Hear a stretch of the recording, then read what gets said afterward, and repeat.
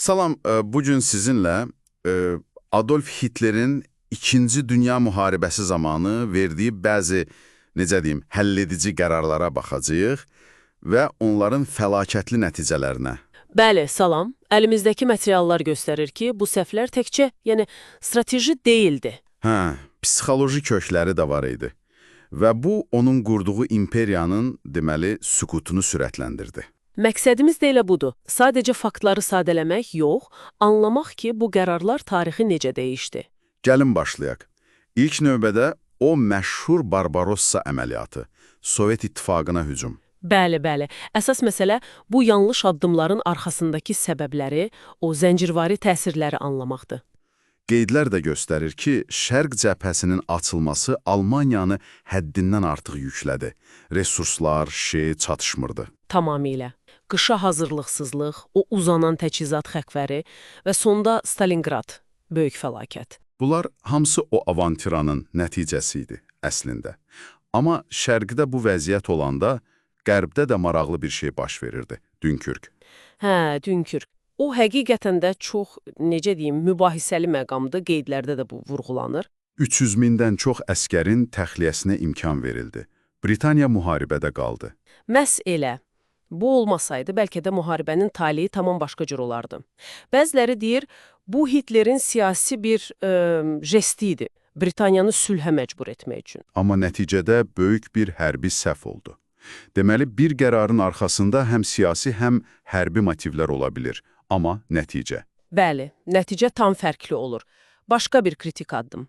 Yaponiyanı müttəfiq seçmək və daha sonra ABŞ-a müharibə elan etmək. Bu, Almaniyanın öz işini lap çətinləşdirdi, elə deyilmi? Tamamilə doğrudur. Baxın, bu qərarla Hitler dünyanın ən böyük sənaye gücünü birbaşa özünə qarşı çevirdi. ABŞ oyuna girəndən sonra güc balansı kökündən dəyişdi. Araşdırmada o da vurğulanır ki, Hitler texnoloji üstünlüklərə, məsələn, V2 raketləri olsun, reaktiv təyyarələr olsun. Əvvəlcə etinasız yanaşıb, Bəli, potensialına əvvəl inanmayıb sanki. Onların kütləvi istehsalı tətbiqi gecikdi, bəlkə daha tez hərəkətə keçilsəydi, nəsə fərqli olardı, amma... Amma bu da bəlkələrdən biridir artıq. Evet. Strateji, texnoloji səhvlər bir tərəfə, daxili amillər də var. Əlbəttə. Məsələn, o, Yahudi alimlərin, ümumiyyətlə fərqli düşünən insanların ölkədən qovulması, məhv edilməsi... Çox ciddi bir beyin axını, materiallarda da var bu, ABŞ-ın nüvə proqramına necə təkan verdiyi məsələsi. Dəhşətdir əslində. Bu, baxın, ideologiyanın, rasional düşüncəni necə korlaya biləcəyinin ən bariz nümunəsidir. Yahudi soyqırımı bu təkcə bir bəşəri faciə deyildi. Həm də resursların yayındırılması idi. Məhz elə. Qaynaqlar da bunu göstərir. Cəbhə üçün vacib olan nəqliyyat, insan resursu, digər vasitələr hamısı ölüm düşərgələrinə yönəldilirdi. Bu, hərbi gücü də zəiflədirdi.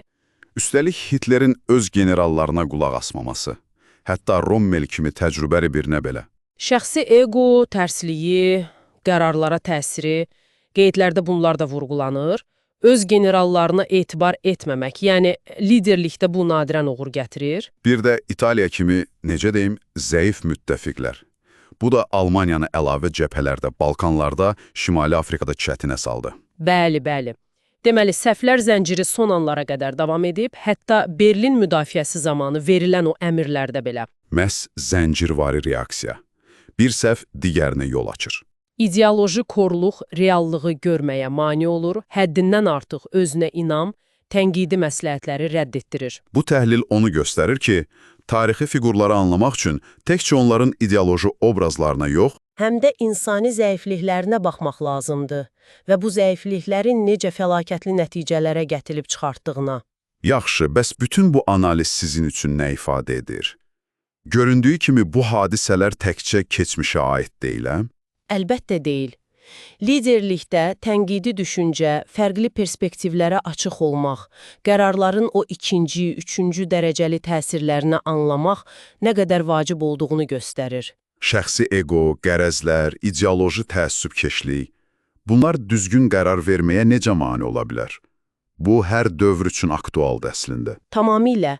Bu tarixi təcrübə bizə xatırladır ki, qərarların nəticələrini ölçüb biçmək, alternativ ssenariləri düşünmək, ən əsası reallıqla üzləşməkdən çəkinməmək lazımdır. Liderlikdə belə bir özünü refleksiya, açıq fikirlilik böyük fərq yarada bilər. Mütləq. Və sonda sizin üçün bir düşüncə toxumu.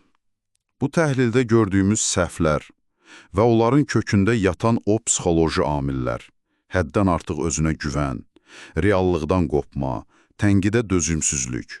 Sizcə, müasir dünyada, bəlkə fərqli miqyaslarda da olsa, təkrarlana bilərmi?